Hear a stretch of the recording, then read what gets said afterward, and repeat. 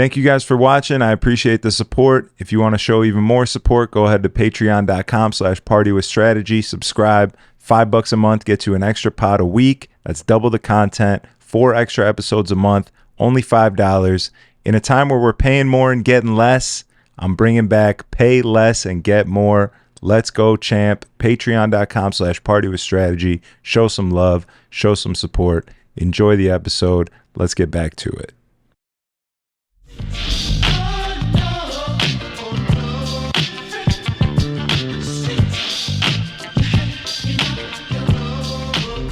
Welcome back to the Party with Strategy podcast, the hiccup edition.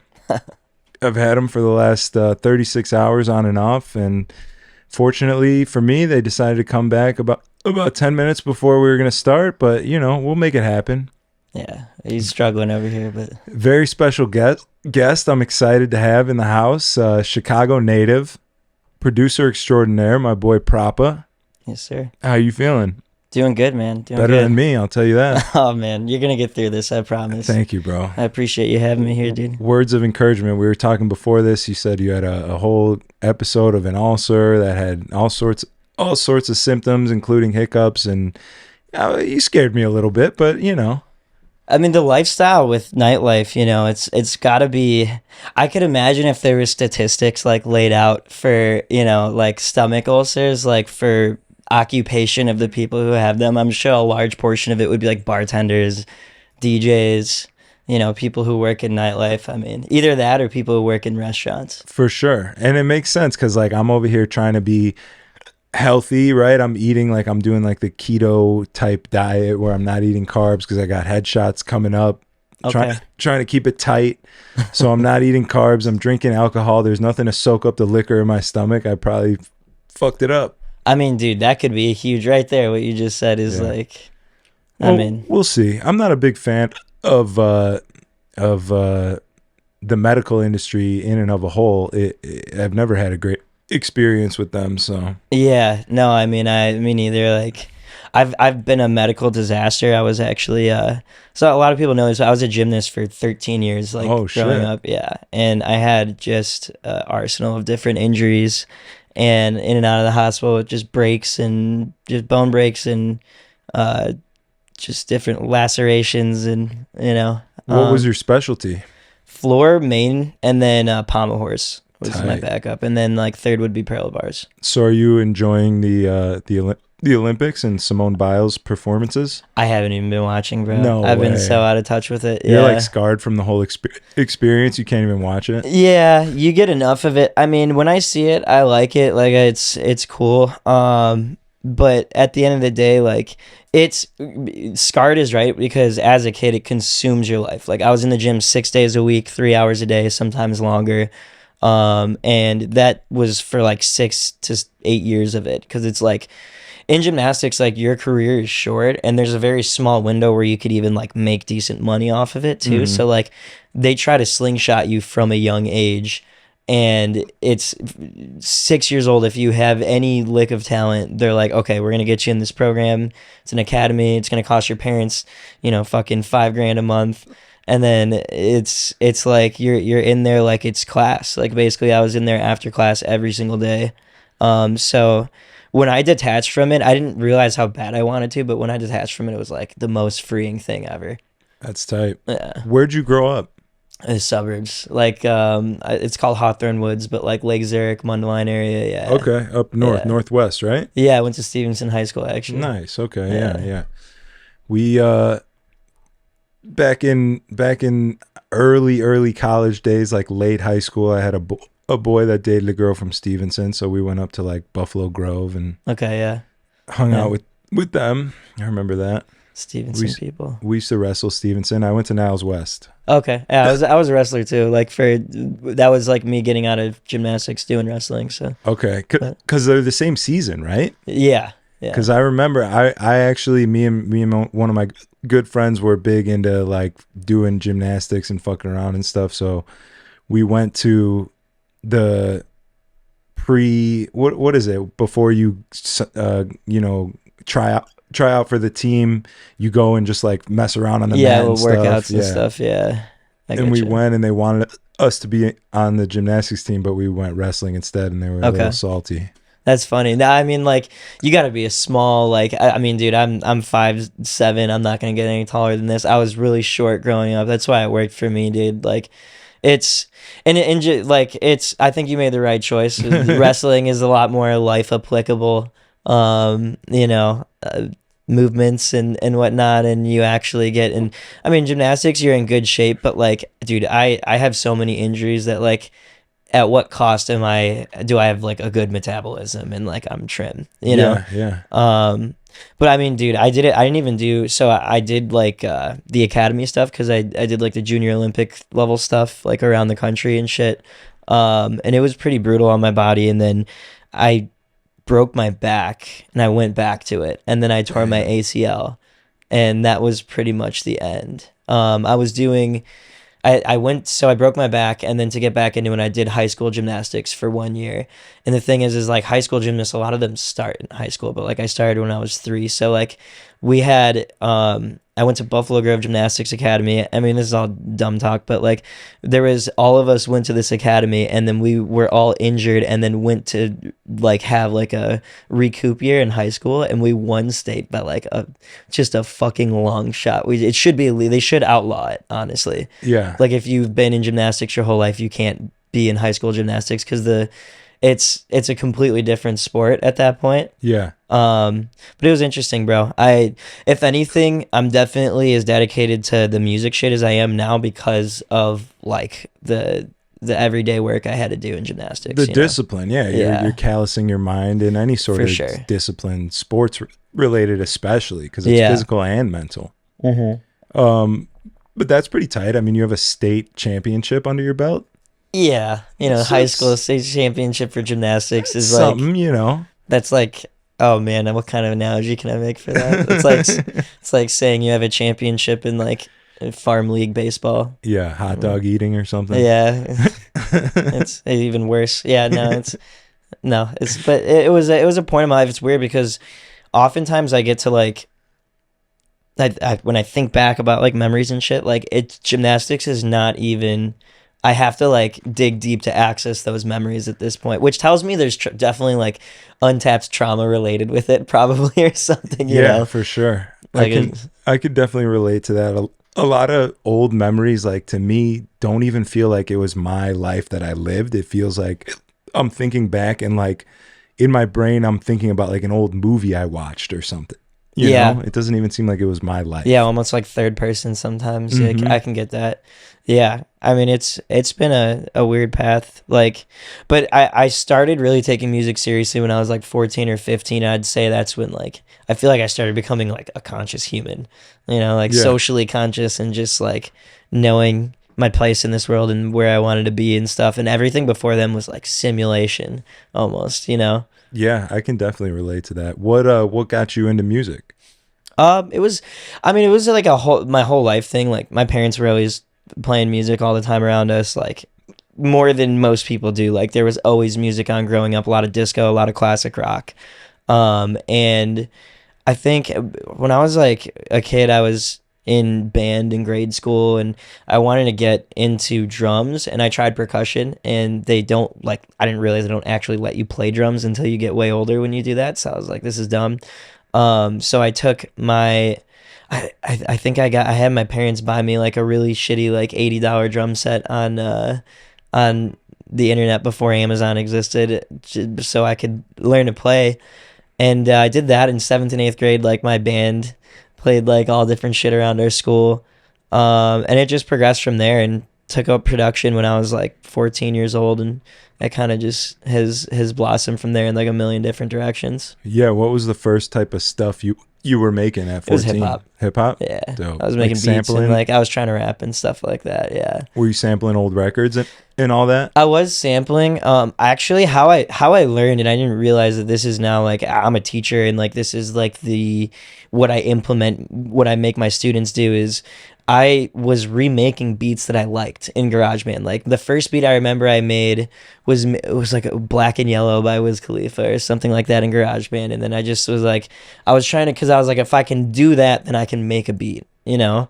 So I was just remaking beats and then like changing them like to what I would like and shit. Yeah. And they sounded like they were made on like a little Tykes device, but like they were something. But yeah, I started with hip hop, and then like honestly, trap got me into electronic music. Trap, like festival trap Yeah, shit. festival like, trap. Like Flosstradamus. Grand Theft and Yeah. dope. Yeah. It was different times, like 2012, 2011. That era was fire. It was, dude, there was so much cool shit coming out. That era was super House fire. and trap. Yeah. Yeah. And dubstep. Yeah. I don't know much about dubstep. I never really ventured into that world. One time I was DJing in Milwaukee a lot, like once a month in Milwaukee. I was like growing my brand out there and shit. So one of the dudes that owns a club out there, shouts to Aaron Olson, he also throws festivals and like throws big shows and stuff and has a theater. And he put me on to open for,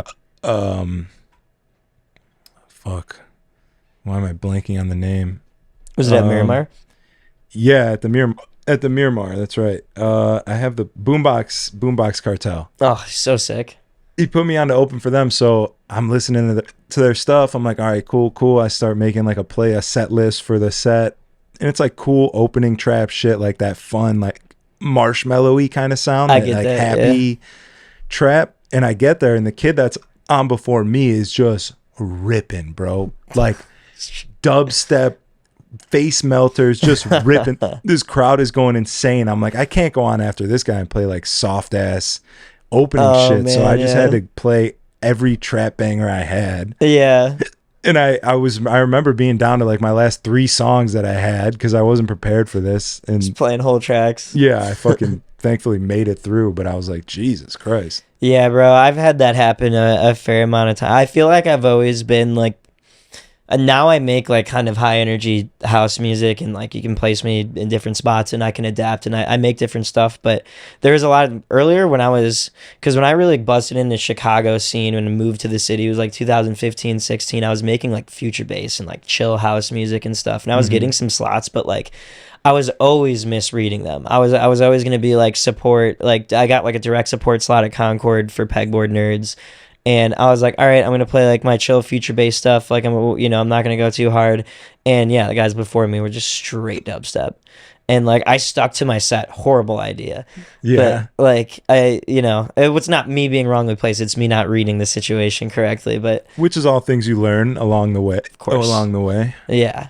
Yeah. It's there's an art form to being an opener, and there's also like the preparation of being like an opener too, and like knowing who you're about to play for and like who's before you and like the room you're playing in and stuff. Yeah. And then having all that knowledge and adapting in the moment is the huge part, right? Because you prepare and you're thinking like, all right, it's probably gonna go this way and they're gonna want this, so I'll set this up. Then you could get there and some kid's already ripping, and you just got to be able to make it happen after him. Yeah. I mean, I've been doing like I've been doing a lot more like headline stuff recently, and it's not there's positives and negatives that come with it. Because I'm going to different cities. I don't know these people at all. So some of these shows like I don't know if they're gonna pull like 20 people, which it can happen where like that's the 20 people that listen to my music in that city, or these promoters are fucking solid and they could bring 800 people to a room no matter where they go. You never like and they could their social media people are good at making stuff look a certain way on social media, so you never know. So it comes with its positives and negatives. One of the positives is like when I am headlining, I know people are like, I'm there to play my music no matter what. I'm just going to stick to like what I know and do it. And you don't, obviously, like I'm putting a lot of effort into like curating a set that is good regardless, but like there's not that worry of like, okay, who's before me, who's after me, how do I have to play this? But there is the pressure of like I gotta fill that room up and like promote this show and all of that. And then on the flip side, as like a support artist, the opening artist, like all that pressure is taken off your shoulders, and like that room's gonna be filled for you, and you just gotta show up and play tunes. But you gotta make sure you're playing the right tunes, and like and like everybody's happy, including the artists that are playing after you and shit. It is 2 different stresses. It is completely right. different. Yeah. At the end of the day. The Party with Strategy podcast has a brand new sponsor. Make sure you guys go check out Rendezvous Limousine Services for any of your travel needs around the Midwest. It's the best you can get, top notch. Let's be honest, everyone's a little sick of buying Ubers, getting charged for Uber X's like they're black cars, and the market's just not what it used to be. You might as well go with your best bet, Rendezvous Limo Service. They got party buses, they got Sprinter vans, they got Escalades, they got Navigators. Only the best of the best. Make sure you check out Rendezvous Limousine. You can find them on Instagram at RNDZ Limo or their website, Rendezvous Limousine. If you're grammatically challenged like myself, rendezvous is RENDEZVOUS. And we might as well do limousine as well. LIMOUSINE. Rendezvous Limousine, best you can get anywhere you want to go in the Midwest. Airport pickups, drop-offs, party buses, just going to see a friend. Do it in style. You know what I'm saying? Let's get back to the episode. Thank you guys for watching. You were just in Vegas, right? I was. And where else? You did like a whole whole little run, right? Yeah, a little mini run. I played in Vancouver and then Vegas, in Minneapolis, and then finished off here in Chicago. That's sick. How was it? It was good. It was really fun. First time out of the country in Vancouver, so that was a lot of fun. Vancouver in general is a super beautiful city, dude. Like so the Vegas gig was booked like extremely last minute, and I was supposed to fly home from Vancouver. The promoters had a flight booked for me, and I was supposed to play just in Minneapolis the next week, and I had 2 sets, but the Vegas gig came up like the day I was leaving for Vancouver.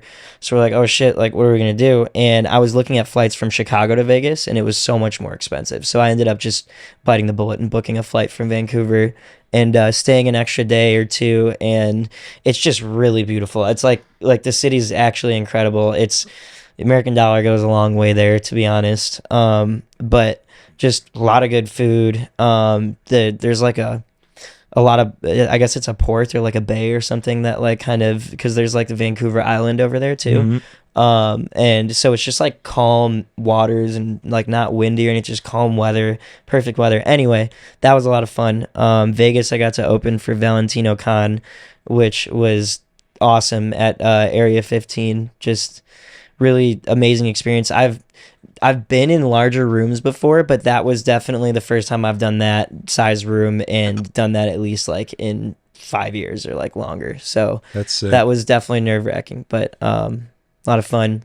Minneapolis turns up every time. Every time I'm in Minneapolis. Oh, and I almost forgot. Shout out DJ Susan, dude. I came to Vegas and came early to see his set at Marquee, and we linked up, and he played my Man of the Year remix and brought me out, and like that was probably like a peak moment for me, because that guy's just like he's a fucking saint, man. That's sick. I've heard good things about him. Sherm was on the pod talking about how good of a dude he is, and I look forward to meeting him one day. He does. You should sound like a good human being. We should set something up, man. He's in town for North Coast. So. Tight. Yeah, I'd love that. That'd be yeah, awesome. Got to link with him. It was fun. And then Minneapolis, shout out Boombox.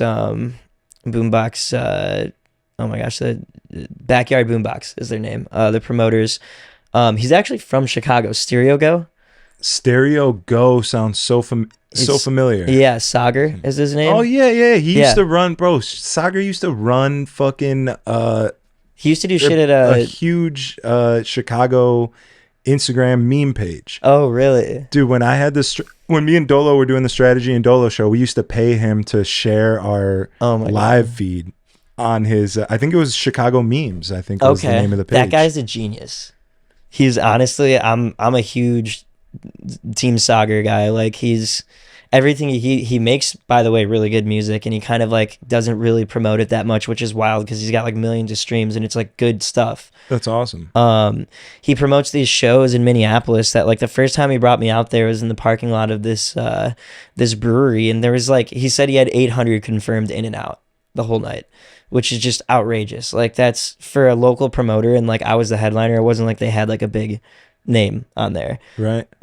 So he's doing, and then the last party I just played there was packed to the wall too, and then he also was co-promoting an after party there that was packed to the wall for me, and like he's doing amazing things out there in Minneapolis, which is also a beautiful city too. Like every time I'm out there, I really have a good time. So that's sick, bro. That's crazy that it's like it all comes together like that. How'd you link up with him? We never met when he was in Chicago, and he just reached out last year, wanted to have me for a show. I think he like there's a grouping of us artists that are all, I would say, very similar, and I'm not gonna toot my horn, like I'm on the low tier of all of them. I'm definitely on the low tier of all of them, but like there's a grouping of us that are like, I don't know, like Cloverdale and like Squad, and then like all the way up to Sue, and like you got Chris Diaz and Max, that like usually when one of them gets reached out to for something, I feel like I might get reached out to, or like, and I forgot who it was, but there was like a grouping of acts in Minneapolis that like all just played for the same promoter I played for in like Arizona, and I was like, I feel like that guy's gonna hit me up, and he did, and it wasn't because they knew each other or anything, but it just was kind of like, universe pushes people in the same direction and stuff. It's almost like a real life algorithm, right? Like, Right, yeah, 100%. Weird. It's totally right, yeah. But yeah, and the show there was great, and then he's brought me back this year, and I told him like anytime I'm going back to Minneapolis, we're gonna do it together. sick. Yeah, Yeah. Shouts to Sagar. I haven't heard that name in forever, bro. yeah. He is he doing music and promo full time? Because I remember he did have like a corporate job. Yeah, I think he's doing like data, like analytics. Like I think we drank so much when I was out there, so every time he told me, I Yeah, kind of it blanked on me. But yeah, he works in like tech. So I know he's got like a full-time job and he's busy, but he's doing the events and they're like picking up a lot. Like he's doing one or two a weekend at this point, it seems like, or maybe like three a month or something like that. sick. And then he's collaborating with the big, I don't know if you know, Sim Shows is like the big promoter in Minneapolis. No. So they're collaborating now, and so I think I think it should be his full-time job. Yeah, it should be. I don't really know any promoters or anything. Like, that's kind of what I wanted to talk about for sure today, is like the difference between, correct me if I'm wrong, but you don't seem like you're trying to play like open format nightclub type shit. Like, you're not going for that at all. No. Every producer DJ I know is like an open format DJ trying to make their way into the production, playing their own shows kind of lane. Hmm. So it's like always this balancing act, and like, how do I separate myself and start going down this other path rather than like just getting my bills paid and getting money in these clubs and shit, playing other people's music. I've never really spoken to anybody who's not, you're like not even interested in playing in nightclubs. Like, you're just going down that path. There's no battle between like, should I take this gig? It's good money, but like I'm also gonna be sacrificing my brand to then be this nightclub person, you know? Yeah. No, I mean, I would say, because I had a run of like doing the local circuit for a while. Like when I came to the city 2015, 16, I was doing a lot more local stuff. I was playing stuff for React too. Like whenever they had like stuff that aligned for me, it would work out. But I moved to the city like already a producer. I got really, and I used to say lucky, but now I'm gonna call it unlucky, honestly, because it gave me like a false sense of how things would be. Like I had a remix of an Adventure Club song that hit like 800,000 streams like quick. Like it just started like taking off. And because of that, like I got with management, and like all this different stuff started happening on the producer artist side of things, and then linking up with other artists who had me opening for them and stuff. So anytime I was doing local stuff, it was because like it was like I need a few extra bucks, you know what I mean?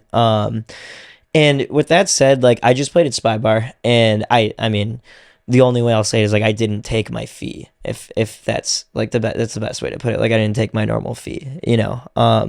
So like I'm definitely interested in playing locally if like I feel called to it. You know, like if it's like a situation where I feel like I can get my fans out, I hate saying that word. If I can get my listeners out, the people who supporters out, if I can, you know, have a good time, get good content, if I can make some good connections, like all that type of stuff. Like it's not really about money at that point, you know, because like everything monetarily for me is pretty much on the back end, and then like on like the out of state stuff. But yeah, I mean, I love going out and like seeing like good DJs. Like I love a good open format and I could play open format. Don't get me wrong. Like if you ever see my DJ sets, like I play like an open format DJ. Like I do a lot of like loop layering. Like I'll take like a vocal of a song and like layer it over the next track, and like I'll do like BPM switches. I have tracks that are mid tempo from like a while ago that I'll still bust out once in a while, and I have tracks that are like breaks and like up to 140 of mine that I'll still play. So like I'm still doing some weird blends. But yeah, I mean, dude, I'm interested in touring, and like I'm interested in being a producer. Like I'm kind of a hermit. Like I like being home, and producing music and having other producers over, and then just like popping out for like a couple hours and having a couple drinks, and then going back home and going back to producing. Yeah. What does networking look like in your world? Because like for a nightclub DJ, you go wherever you want to play, you want to be, right? You want to play at Tao, you better be at Tao, and you better know everybody at Tao. And the management better know who you are, and you better be able to say what's up to all the DJs in there. And like that is kind of what we do, but it's a different thing for you guys. Yeah. I mean, and you know what? Like, I wish I could tell you that I was really good at the networking part of it. Um, I've been very lucky. Sorry, my bad. I've been very lucky to have my remixes that I put out, and like the whole production series and everything that has kind of kept a steady flow of people coming into my inbox for different things.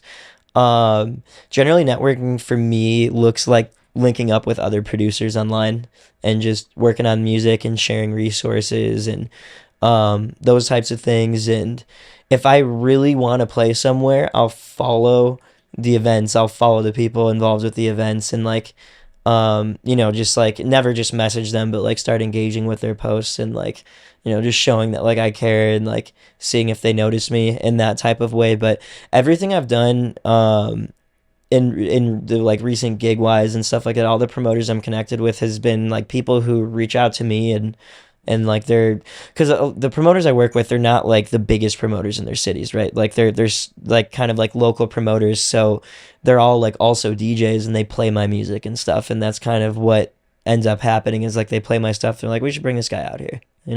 Yeah, that's dope. Yeah, so it's all online. It's all URL, and I wish I could be better at it, because there's people I know that are just so like they get gigs everywhere because they know how to reach out to the right people and whatnot. But yeah, I mean, I know Chicago people here and there, but I've never felt like drawn to like go out and like kind of like be like, hey, when I go out, like I'm kind of like a lot of people, I'm incognito, Yeah. and I kind of like it that way. Yeah. That in and of itself is like its own strategy, right? Like you don't necessarily have to go out and like be in everybody's face, but if you go out and you're out enough and people see you constantly, and even if they don't, you have not introduced yourself, that it's in their head like, this dude's here all the time. I see him talking to like important people, whatever, like who is he? It Yep. creates. There's definitely like, yeah, the move in silence factor, the overexposure factor of it too. And that was essentially why I think I put a stop to playing a bunch of the local Chicago things. I did have a residency, if you'll call it that, where I was doing 6 hours every Friday at Mickey's Park. So it was like I was there just playing straight house music the whole time. What is that? What's Mickey's Park? I know I've heard of it. It's across from Hubbard Inn and stuff. It's yeah. I've always wondered what that is. Yeah, it's new. Yeah, it's relatively new. It's a cool spot. Really good food. Really incredible Korean barbecue food.